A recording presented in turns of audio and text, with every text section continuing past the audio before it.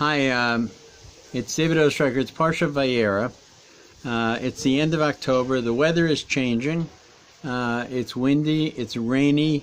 Today is a beautiful day, but as I look at the soil around me, it's gone from a light beige to a dark, rich brown. It's fertile. The land of Israel is, the winter of the land of Israel is a time of rain, and it's a time of fertility, time of growth of fruits and everything. It's just amazing. Everything starts to bloom like an explosion almost. And that's where we are now. And we're at Parsha Vayera. What's the story of Parsha Vayera? Parsha Vayera is very peculiar. It's the culmination in some ways of the dreams of Avraham and Sarah. You know, God acknowledged the failure of Gan Eden, the failure of the flood, the failure of the Tower of Babel. And now he's chosen this couple, Avraham and Sarah. And through this couple, who will be his flag bearers, will be a nation that will bring light into the world. And what's the story? No children. Years pass, no children. The time of women, as the Torah puts it, passes. No children. Avraham has a child, but not with Sarah, Ishmael. And God says, this is not the one. And then finally, at the age of 90 for Sarah, and at the age of 100 for Avraham, their child is born, Yitzchak, Isaac. And God promises that through him, the venture will continue. And then one day, God speaks to Avraham the most ominous words that could have been spoken. Take your child, your only child, the one you love, and go to the land, to the mountains, and on the mountain I will show you. Bring him as a burnt offering, as a sacrifice to me. It's almost impossible to even repeat those words without choking up. For anybody who is a father, a parent, or just a decent human being, what kind of God is this? And yet, Avraham's reaction is even more peculiar. He, the next morning, saddles up his donkeys, and off they go to the mountain. No argument. In the previous argument, in the previous Parsha, he's ready to protect, earlier in this Parsha, he questions God's determination to destroy Sodom.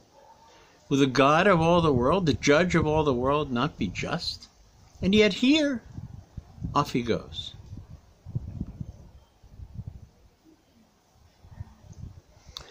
What was he thinking? Why wasn't he making the argument?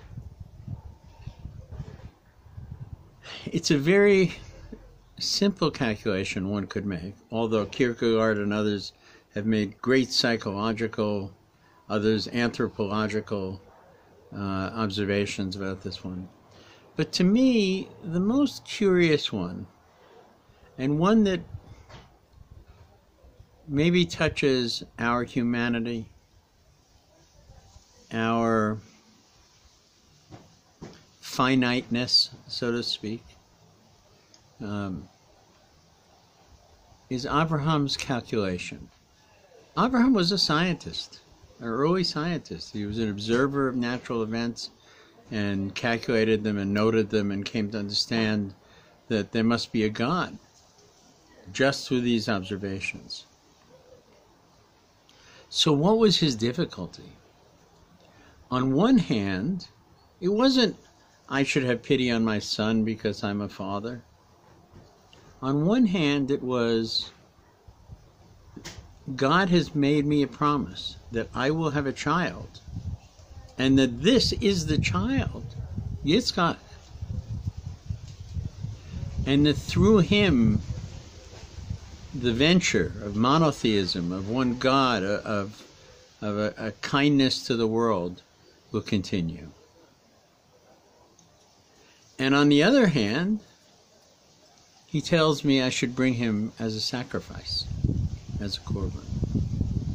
So I will do it, because part of my ethos is to follow the commands of God.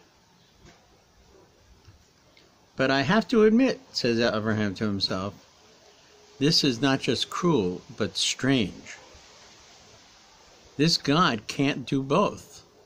He cannot continue the adventure through my only child and kill my only child before he's married and has a son or a daughter, which is what he's proposing. Yitzchak, after all, is not yet married. But Avraham concludes a very powerful idea. He says, my job is to follow the commands of the God that I believe in and that I speak with and speaks with me. His job is to be a God that fulfills his promises. Now, frankly, this is a paradox, and I don't understand how it is possible for him to kill Isaac and fulfill his promise that Isaac will be the father of the nations, assuming Isaac hasn't had a child, which he hasn't. But I am going to do my part in this bargain, in this covenant. I am going to fulfill the commandment that is given to me without argument. But God, you better be the God who keeps his promises. And with that, Avraham concludes and saddles up his donkey, and off they all go. We know the end of the story. It's only a test. Avraham and Yitzchak pass the test, and we go on to further journeys in this process, which we will talk about next week. So for us, let's fulfill the commandments, and for God, keep your promises. Shabbat Shalom. David Ostriker, here in sunny and cool Karmiel.